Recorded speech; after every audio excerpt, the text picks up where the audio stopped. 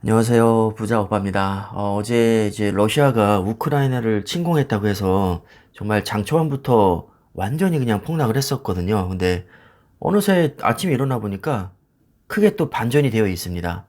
3대 증시가 모두 상승으로 마감을 했는데요. 다우존스가 0.3%, 나스닥이 무려 3.3%, S&P 500은 1.5% 상승으로 마감했습니다. 자, 도대체 무슨 이슈로 이렇게 급반전이 나와졌을까요? 제가 기사를 하나 보니까 연준이 공포 떠는 시장 또 살리나? 미국 뉴욕 증시가 예상을 깨고 일제히 상승했다. 러시아의 우크라이나 공격이 현실로 나타나면서 장 초반 폭락 출발했지만 장중 저가 매수가 유입되며 급격하게 반등했다. 페드의 가파른 긴축에 제동이 걸릴 수 있다는 시각도 투자 심리를 끌어올렸다. 이게 무슨 얘기일까요? 연준의 가파른 긴축에 제동이 걸릴 수 있다? 뭐 스태그플레이션 얘기까지 나오고 있는데 스태그플레이션은 경기 침체와 물가 상승이 동시에 나타나는 현상이죠. 일반적으로 인플레이션은 경기가 좋을 때 자연스럽게 나타나는 현상인데 요즘에는 경기는 개판인데 물가만 많이 오르니까 이게 너무 문제가 될 수 있다는 겁니다. 경기가 좋을 때야 뭐 금리를 올리거나 양적 긴축을 해도 문제될 게 전혀 없지만 지금 코로나가 완전히 종식된 것도 아니고 전쟁으로 뭐 여기저기서 난리가 났는데 이렇게 어려운 상황에서 금리까지 확 올려서 되겠어? 이런 우려가 나오면서 긴축에 제동이 걸릴 수 있다. 뭐 이런 주장이 지금 나오고 있습니다.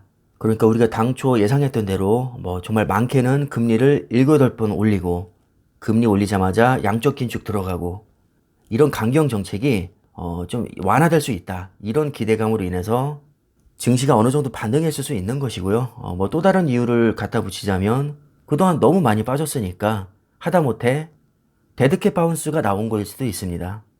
또 기업들의 실적이 대체적으로 좋게 나왔기 때문에 사실 기업에 문제가 없다는 것을 우리는 다 알고 있거든요. 그런데 외부적인 요인으로 너무 많이 빠지니까 저가 매수가 또 들어올 수 있겠죠. 자, 이런 것들이 좀 맞물려서 어제 급반등이 나오지 않았나 생각이 듭니다. 지금 전체적으로 잘 보시면 마소가 5% 급등했고요. 애플이 1.6%. 애플이 최근에 방어율이 굉장히 좋았었거든요. 그러니까 떨어진 게 적으니까 반등폭도 적습니다. 반면에 유독 하락폭이 컸던 뭐 엔비디아 6% 폭등했고 구글 4%, 아마존도 꽤 많이 빠졌었는데 4.5% 급등합니다. 자, 그리고 테슬라도 만만치 않게 많이 빠졌었는데요. 거의 5% 가까이 또 급등을 했죠. 페이스북도 마찬가지로 4.6%, 넷플릭스 정말 많이 빠졌었는데 6% 넘게 올랐습니다. 필라델피아 반도체 장중에 3% 넘게 빠졌었는데 3.7% 급등으로 또 마감을 했습니다. 하루아침에 6% 이상이 왔다 갔다 하는 거죠. 필라델피아 반도체 3배짜리인 SOXL 아마 많이들 요즘에 투자하고 계실 텐데 어제 하루만 놓고 봤을 때 최저가가 31.55달러, 최고가가 40.05달러입니다. 운 좋게 최저점에서 매수했다면 20% 이상 수익이 났다는 얘기죠. 와, 정말 하루아침에 20% 넘게 차이가 난다는 건 아무리 3배 레버리지라도 변동성이 엄청난 것 같습니다. 그 다음에 나스닥 100을 추종하는 TQQQ, SOXL 못지않게 인기가 굉장히 많은 종목인데 어제 최저가가 40.61, 최고가가 49.85, 역시 하루 만에 20% 넘는 차이가 납니다. 저도 부담스럽지 않은 범위 내에서 레버리지를 하고 있는데 뭐 저는 단 한 주도 팔지 않았고요. 어제도 추가 매수를 들어갔습니다. SOXL 32.38의 세주, 그 다음에 TQQQ 41.38달러의 세주, 정말 소소하게 저는 부담스럽지 않은 선에서 매수했다가 조금 아쉬워서 TQQQ 41.76의 세주, 그 다음에 SOXL 5주, 이게 지금 스마트폰 어플로즈가 캡처한 거라 한 줄이 잘리더라고요.